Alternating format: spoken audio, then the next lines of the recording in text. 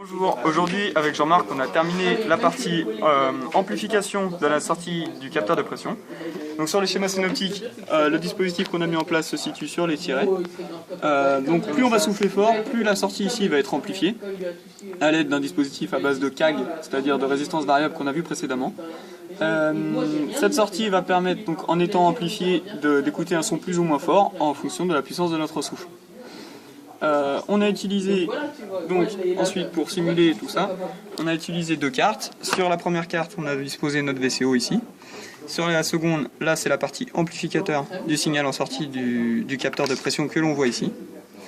Et on a simulé l'entrée de notre VCO par un câble BNC et un générateur. Et donc on va passer aussi à la partie pratique. Donc là, Joachim va souffler avec plus ou moins de force dans le capteur de pression. Le signal de sortie va être traité à travers donc la structure d'amplification et le CAG.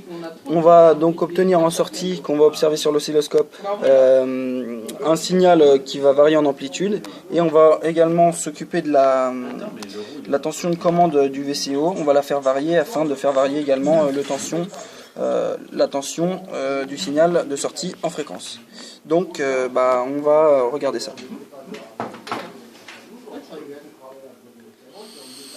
Donc là on observe bien un signal qui varie en amplitude en fonction de la force fournie dans le capteur.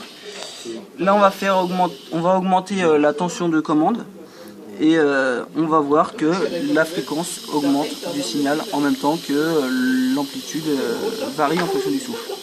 Merci d'avoir écouté cette vidéo.